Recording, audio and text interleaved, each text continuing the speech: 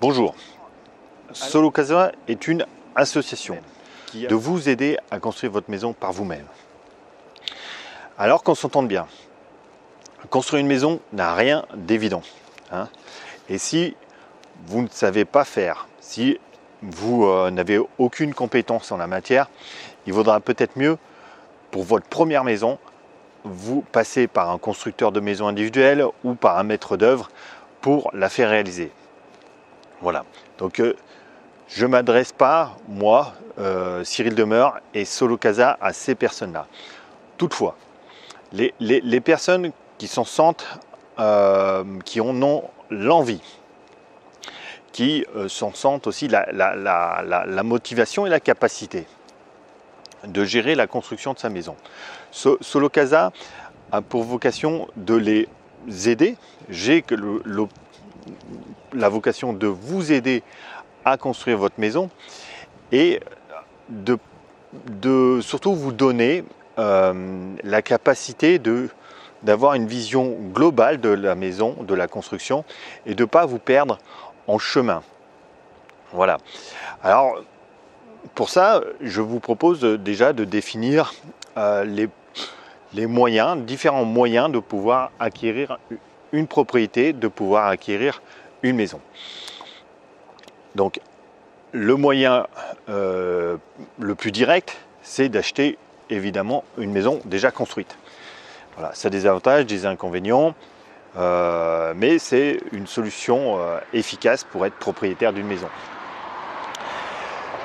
La deuxième possibilité, c'est de faire construire en passant par un promoteur, promoteur ou un constructeur de maison. Donc vous allez le voir, soit vous avez un terrain, soit lui, il vous propose un terrain et vous définissez avec lui un contrat. Vous signez avec lui un contrat qui est très encadré, le contrat CCMI, si je ne me trompe pas, et qui ce contrat va vous protéger effectivement. Grâce à ce contrat et grâce à ce constructeur, vous allez définir les termes de votre maison et puis lui, une fois ce contrat signé, il va construire votre maison. Alors ça a des avantages, ça a des inconvénients. Alors le principal avantage, je trouve, c'est que quand vous signez ce contrat avec ce constructeur, c'est que vous allez, il va terminer la maison. Donc vous signez, vous êtes sûr qu'il va terminer la maison. Et vous avez des garanties financières. S'il ne termine pas la maison, il dépose le bilan. Et après, normalement, vous avez une garantie financière qui vous permet de terminer la maison, peut-être avec d'autres constructeurs de maisons individuelles. Vous avez généralement une assurance dommage-ouvrage. Donc peut-être vous pouvez aller vous reporter à mon article sur la dommage-ouvrage pour savoir qu'est-ce que c'est. Voilà. Donc c'est un contrat qui est assez encadré et qui permet certaines choses. Maintenant, il y a aussi des inconvénients dans ce contrat. Et c'est pour ça que c'est ce qui m'a, en tant que conducteur de travaux en maison individuelle, c'est ce qui m'a poussé à monter ce site internet et proposer une offre différente pour les gens qui ne souhaitaient pas passer par les constructeurs individuels. C'est qu'une fois que vous ayez signé ce contrat et que vous ayez donc vous vous lancez dans la réalisation de la maison, en fait vous n'avez plus accès à la maison. C'est-à-dire que c'est un contrat clé en main. C'est-à-dire que vous avez signé le contrat, vous ne pouvez plus rien changer dans votre maison, vous ne pouvez pas dialoguer avec les artisans, vous ne pouvez pas dialoguer avec le maçon, pas avec le charpentier. En fait, vous avez seul intermédiaire le conducteur de travaux, et encore parce que maintenant beaucoup de constructeurs ne donnent plus accès au conducteur de travaux. Il faut lui envoyer un mail, vous ne pouvez pas l'appeler en direct. Bref, pour moi ça c'est des réels inconvénients. Et je crois que dans le milieu de la construction, ça engendre beaucoup à terme, pour les clients qui achètent ces maisons, qui achètent une maison chez un constructeur, ça peut engendrer beaucoup de frustration. Effectivement, quand on voit sa maison construire et qu'on voit forcément un petit défaut qui se profile ou quelque chose qu'on n'a pas bien compris, tout ça, et qu'on ne peut pas intervenir par l'essence même du contrat, et pour moi, ça peut être très frustrant. C'est pour ça que je vous soumets la solution Solo Casa, et pour moi qui est la meilleure, mais qui a aussi certains inconvénients, il ne faut pas se le cacher. Donc voilà. Alors Solo Casa, la troisième solution, donc si vous ne passez par un constructeur, à la rigueur, vous construisez vous-même. Vous prenez un architecte qui vous fait les plans, et puis après, soit vous dirigez les travaux vous, c'est-à-dire vous appelez le maçon, vous demandez au maçon d'intervenir, et puis après vous appelez le charpentier, voilà, et puis les choses s'enchaînent, et jusqu'à quand vous habitez à l'intérieur de la maison. Ça, c'est une autre solution. Alors, il faut savoir, c'est que l'État français ne vous... ou même les lois ne sont pas trop en votre faveur. Si vous souhaitez diriger vous-même vos travaux, vous, par exemple, vous ne pourrez pas avoir d'assurance dommage ouvrage. Pour moi, je ne pense pas que ça soit vraiment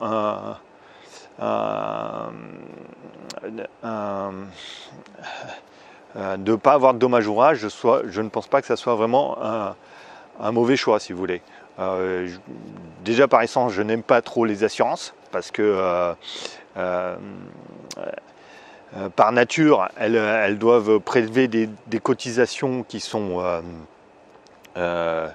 plus grandes par rapport à ce qu'elles remboursent. Donc forcément, en cotisant, l'ensemble des personnes doivent cotiser plus pour être remboursé un peu moins.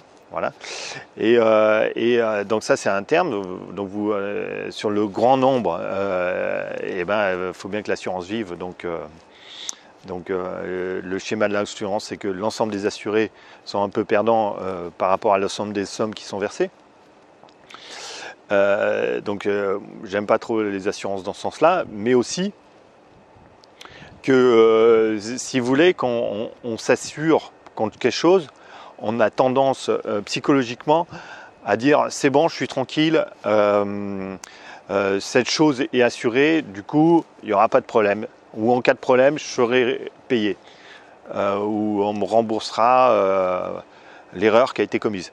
Alors qu'on voit bien moi dans mon expérience de vie, on voit bien que dans notre vie quotidienne, où quand ça se passe mal, on a beau être assuré, ça se passe mal. On paye les pots cassés, même si on est assuré, il faut écrire l'assurance. L'assurance fait tout pour faire traîner les choses. Il y a un contrat, c'est compliqué. Bref, toutes ces choses-là font que j'aime pas par nature les assurances. Alors je ne sais pas si c'est votre cas, chacun voit midi à sa porte, comme on dit. Et puis autre chose, c'est que les assurances, oui, quand on a assurance, on a tendance à se laisser aller et pas faire attention. Alors ce que je pense, c'est que il n'y a rien qui remplace de faire attention à ce que l'artisan fait, de faire attention à ce que le contrat soit bien signé, de faire attention à ce qu'on achète, faire attention à comment sont réalisées les choses. Voilà, le fait de l'assurance déresponsabilise, et la déresponsabilisation, on arrive à terme sur l'erreur qui est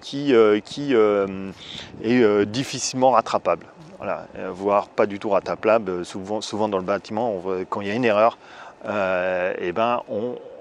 a beaucoup de mal à la rattraper, ou ça coûte très très cher.